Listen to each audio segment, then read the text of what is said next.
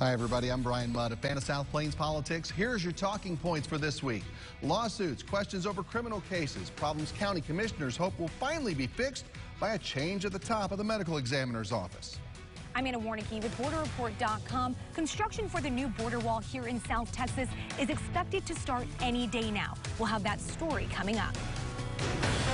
From the studios of KMAC Television in Lubbock, your local election headquarters.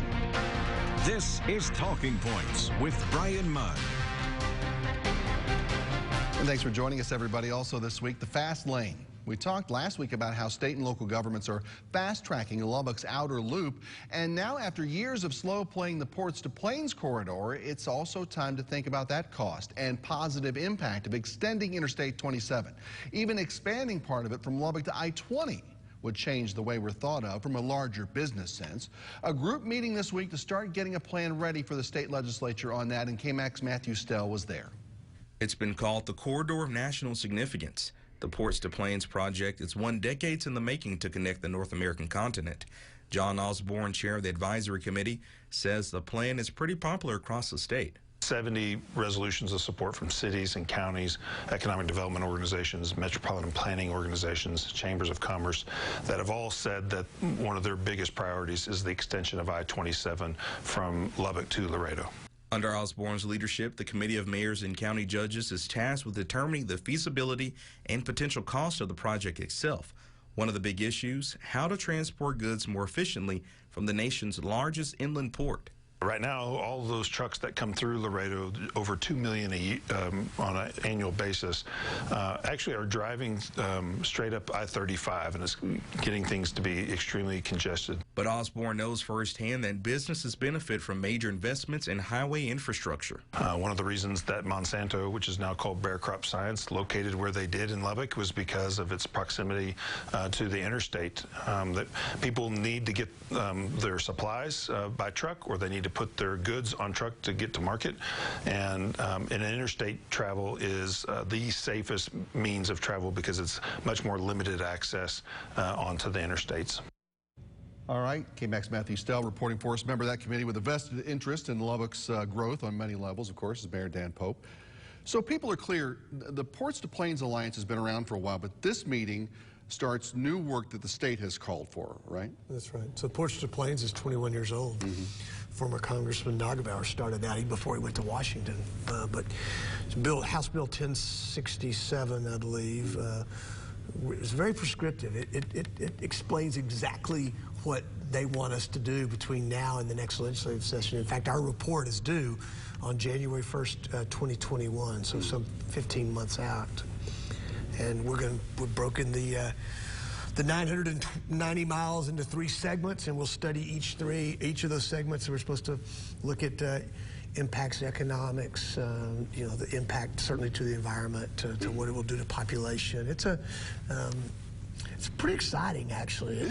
I think it's I think the legislature stuck their head out and said, you know, there's going to be a point if we're going to grow to 50 million people by 2050, from 28 or 29 million today. We're going to need another north-south interstate in our great state. And just to get some trucks off of I-35. Sure. You know? I mean, that's a major part of it, you would think. You would think so. You know, they're talking $8 to $10 billion to add a 30-mile stretch, to work on a 30-mile stretch of I-35 around Austin. Even that won't alleviate the congestion. Right. This is a you won't make this decision based upon traffic count. It's based upon the future. It's based upon West Texas, the fuel, the food, the fiber. A lot of it's based on our relationship with Mexico. Laredo was, for the last 2 months, it was the busiest port in the country, not just inland port, busier than any seaport. Laredo's a remarkable, it's 7 lanes of traffic come across that bridge and go into 2 when they get into the U.S. There's a better way to do it, Brian. And for people watching, expand on that a little bit. They're saying, well, look, there's already a Tahoka Highway. So what's the big deal here? Explain the potential economics of this thing for us here. Well, I think for us, it's, you know, we're covered to I-40 to the north, although we would like to go further north than that. That's part of this effort. But it's about controlled access to a freeway, which certainly is a lot safer, but it's the kind of thing that distribution companies look for. They're looking for interstates when they locate their facilities. Manufacturing companies are looking for the very same. Maybe as important as anything is the ag business that we already have today. This is very much accretive to those guys. It helps them get their products to the marketplace, and their marketplace is not just Texas, it's the world. And so that's what it's like. That's what it's about to us. It's, at the end of the day, it's about economic development. Brings back jobs and then tax dollars and the whole deal back to us. That's right. Big news of the week. Congrats on what I would call two successful terms as mayor here, and you've decided to ask the voters now for a third. Was there ever a reason in the process to think about not running again or running for a different political job or something? I think, certainly I think you consider all your options. There's a lot of work in this job. I mean, so I think the big question was, do you ask the voters to put you in for 2 more years? I enjoy what I'm doing. I have no desire to go to Austin or Washington. My feet are firmly planted here.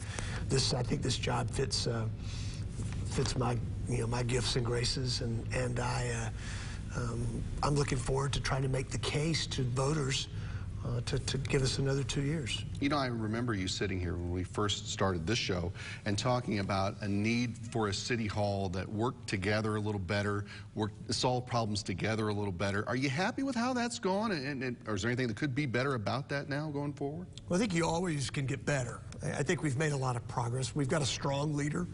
We've found a city manager who has the ability to lead our community, to lead our city. He's built a good team. If you recall, when we were elected, we didn't have a chief financial officer. There were a number of pieces of that team that were missing. Some retirements, some open positions. We've built a city hall that I think is more responsive. It's more accountable. Could we be better? Sure. We're growing as a city. We have a lot of challenges that go along with that, but we're getting better every day. We communicate better. That's one of the things we've worked on very hard. You see that. We try to work with you guys better. We have a much better digital presence, our website, the social channels.